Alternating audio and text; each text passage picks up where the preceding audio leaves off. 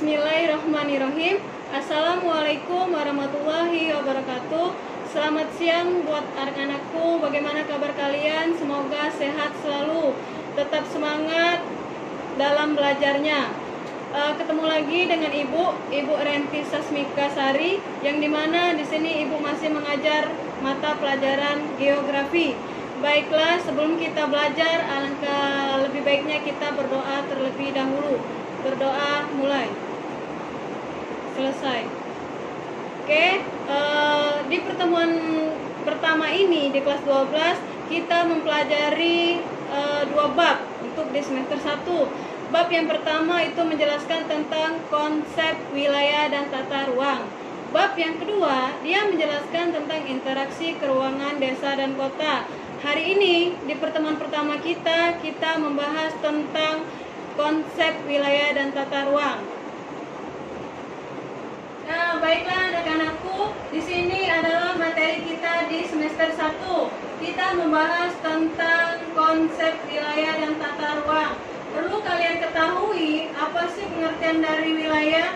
Wilayah itu terbagi menjadi berapa sih? Terus perbedaan wilayah antara wilayah dan tata ruang apa? Baiklah, kita akan jelas, simak dengan baik ya. Nah, ini adalah pengertian wilayah dan tata ruang. Di sini dia menjelaskan bahwasanya wilayah adalah bagian dari permukaan bumi yang memiliki karakteristik tertentu, sehingga dia memiliki perbedaan antara wilayah lainnya. Istilah lain dari wilayah yang umumnya digunakan memahami hanya konsep wilayah saja atau region. Seperti itu, bahwasanya wilayah ini adalah dia menjelaskan tentang bagian permukaan bumi. Paham ya?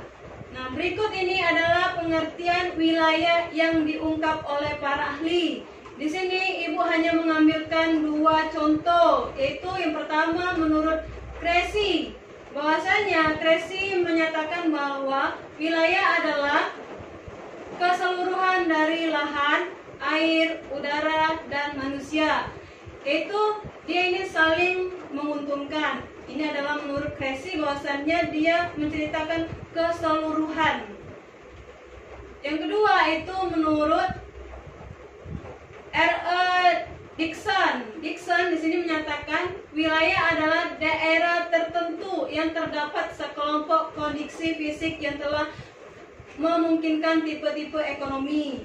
Ini adalah pengertian wilayah ya. Lanjut.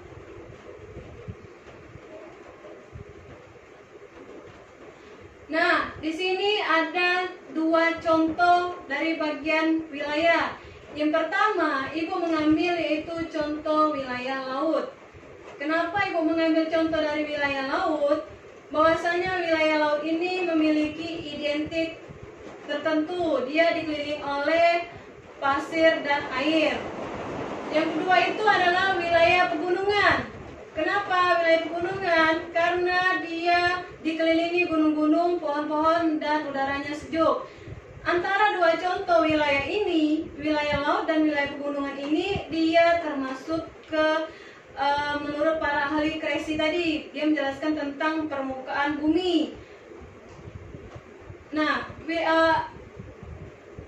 wilayah laut dan wilayah pegunungan ini termasuk ke ilmu topografi atau lebih ke ilmu fisik. Ini adalah contoh dari wilayah.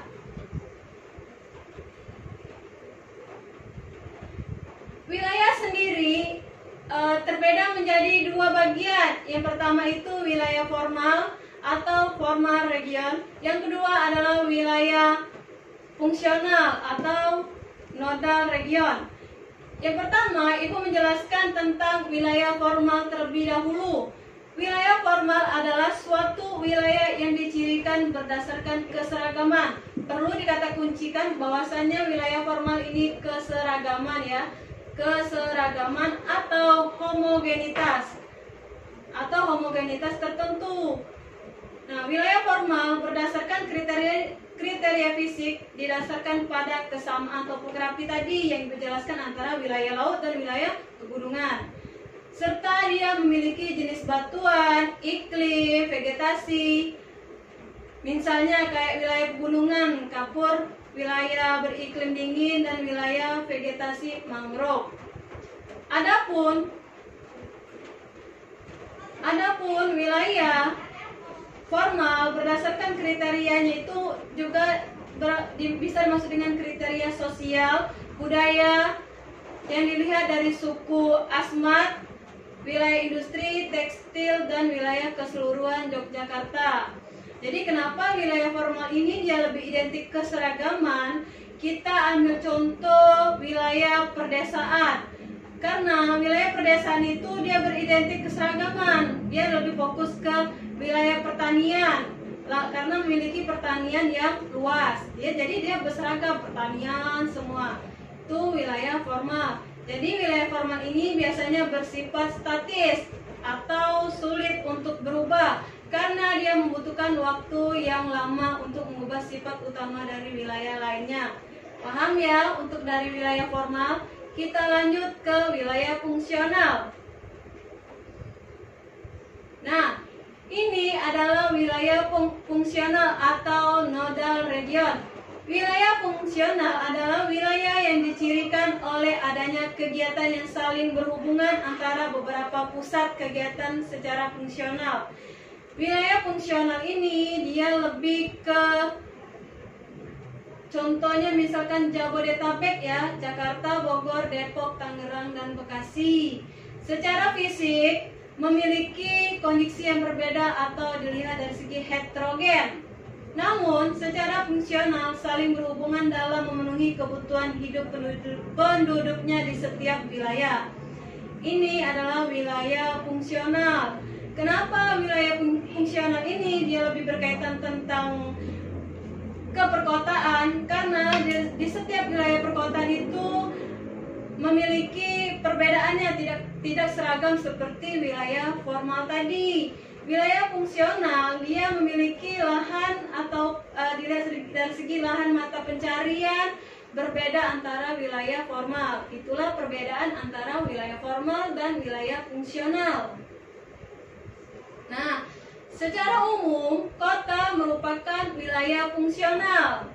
Nah, jadi kota itu merupakan wilayah fungsional karena dia berperan dalam memenuhi kebutuhan hidup perdesaan di sekitarnya. Jadi kan kalau misalnya tadi wilayah formal dia menyediakan bahan, sedangkan wilayah fungsional dia membeli bahan tersebut. Dengan demikian pula, desa merupakan wilayah fungsional yang berperan dalam memenuhi kebutuhan hidup penduduk di kota. Jadi dia berkaitan satu sama lain, bisa dilihat dari segi jual beli.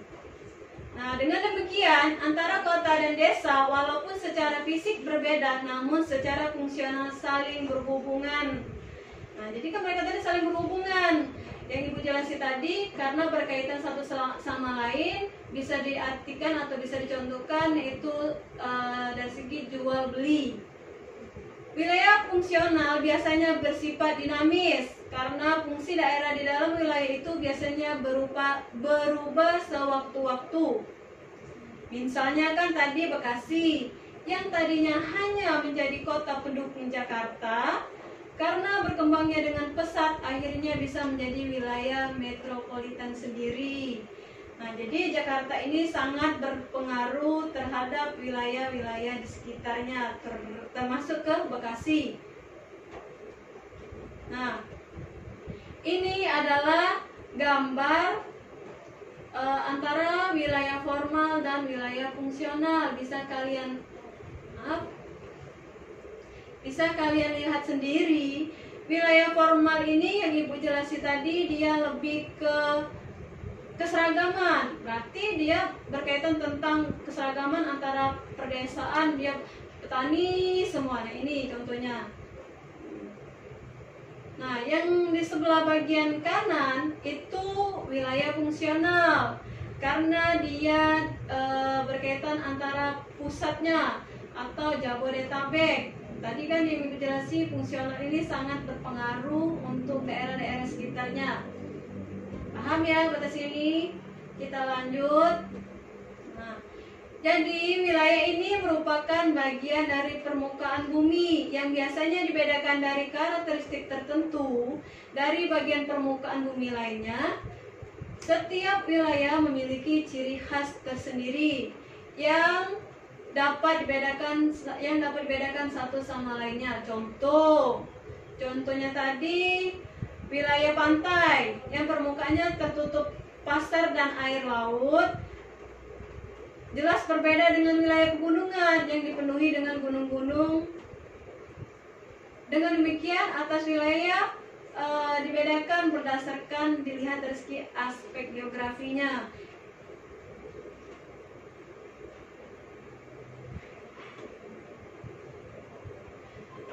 Nah, tadi Bula sudah menjelaskan pengertian dari wilayah, perbedaan wilayah formal dan fungsional. Yang selanjutnya kita membahas tentang tata ruang. Kalian pasti sudah pernah mendengar yaitu 5 kata ini. Yang pertama ruang, lokasi, wilayah, daerah, dan kawasan. Apa sih yang membedakan antara ruang, lokasi, wilayah, daerah, dan kawasan ini? Ayo kita simak videonya. Yang pertama itu Ibu jelaskan ruang. Ruang atau space adalah bagian permukaan bumi yang terdiri dari daratan perairan. Ruang merupakan istilah umum untuk suatu bagian di permukaan bumi yang belum ada klasifikasi apapun. Berarti bumi ini dia termasuk ruang. Ambil contohnya sederhana itu aja ya. Yang kedua itu adalah lokasi. Lokasi adalah posisi pada ruang permukaan bumi. Nah, jadi lokasi adalah posisi pada permukaan bumi. Yang ketiga, ini adalah wilayah. Wilayah adalah ruang permukaan bumi yang memiliki persamaan atau homogenitas, baik sifat formal ataupun fungsional. Istilah lain adalah wilayah ini region. Tadi kan bahwasanya dia bersifat berkaitan dengan homogenitas, yaitu sifatnya formal atau fungsional. Yang keempat adalah daerah.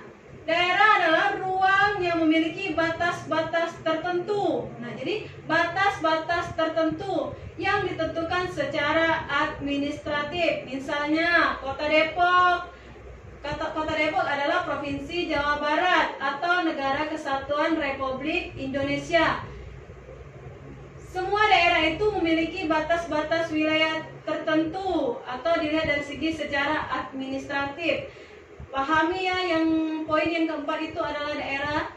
Yang terakhir itu adalah kawasan. Kawasan adalah bagian dari wilayah atau region yang difungsikan untuk hal-hal tertentu.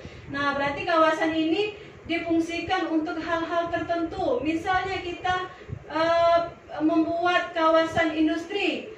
Otomatis untuk membuat kawasan industri itu membutuhkan tempat yang tertentu. Nah, seperti itu. Misalnya tadi di wilayah kota kita memiliki kawasan industri yang Ibu jelaskan tadi, atau kawasan permukiman dan kawasan perkotaan. Atas ini bisa ya kalian membedakan antara ruang, lokasi, wilayah, daerah, dan kawasan. Nah, ini adalah tata ruang. Tata ruang adalah mewujudkan struktur ruang dan pola pemanfaatan ruang. Berikut ini beberapa pengertian ruang yang diungkapkan oleh para ahli, terutama ahli geografi. Menurut Muta'ali 2013, ruang adalah wadah. Wadah yang meliputi dilihat dari segi ruang darat, ruang laut, ruang udara, termasuk ke dalam ruang bumi. Berarti di dalam bumi memiliki ruang ya anak-anak. Sebagai kesatuan wilayah, tempat manusia adalah makhluk hidup lainnya yang menetap untuk kelangsungan hidup. Terutama adalah ruang permukaan bumi. Ini adalah pengertian dari tata ruang. Nah, struktur ruang sendiri tersusun antara pusat-pusat permukiman dan sistem jaringan sarana dan prasarana yang berfungsi sebagai penduduk kegiatan sosial ekonomi masyarakat yang secara hierarkis memiliki hubungan fungsional.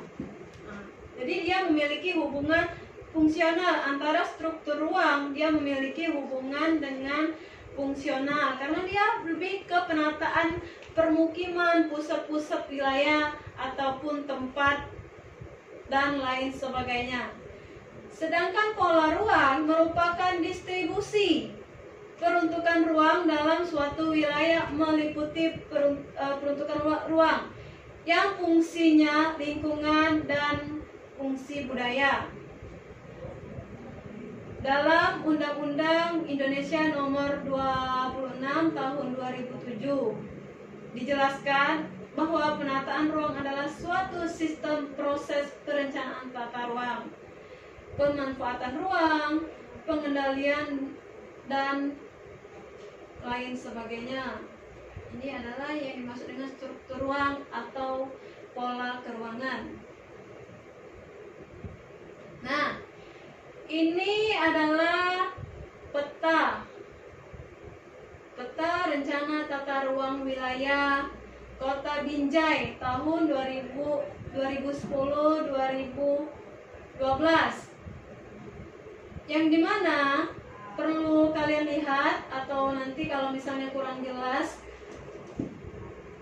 yang digambar ini, Ibu jelasin 3 penjelasan saja atau 3 contoh saja dari peta ini.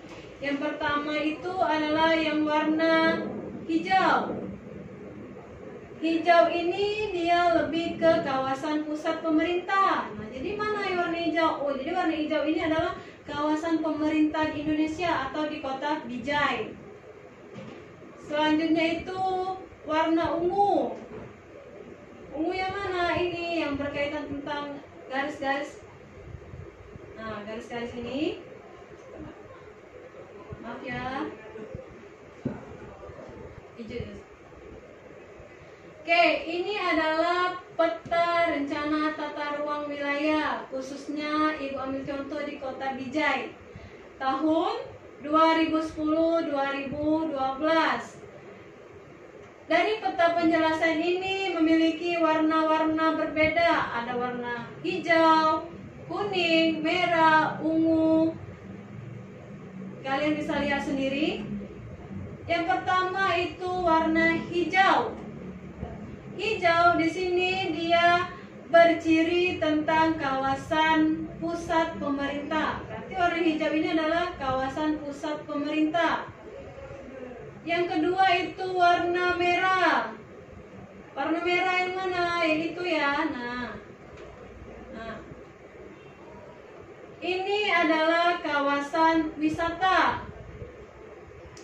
Yang ketiga adalah warna ungu. Warna ungu ini dia berkaitan tentang kawasan perdagangan dan jasa. Oke? Mungkin hanya itu yang bisa Ibu sampaikan dari segi penjelasan untuk materi kita pertemuan pertama, hanya menjelaskan tentang wilayah dan tata ruang. Kalian harus paham ya antara pengertian wilayah, perbedaan wilayah, tata ruang, kawasan yang sudah dijelaskan tadi.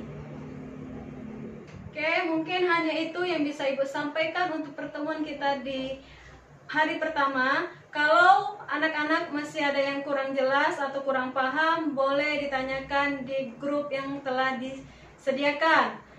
Semoga ilmu yang diajarkan hari ini bermanfaat untuk kalian dan kalian paham. Lebih dan kurang Ibu akhiri, wabillahi taufiq wal hidayah. Wassalamualaikum warahmatullahi wabarakatuh.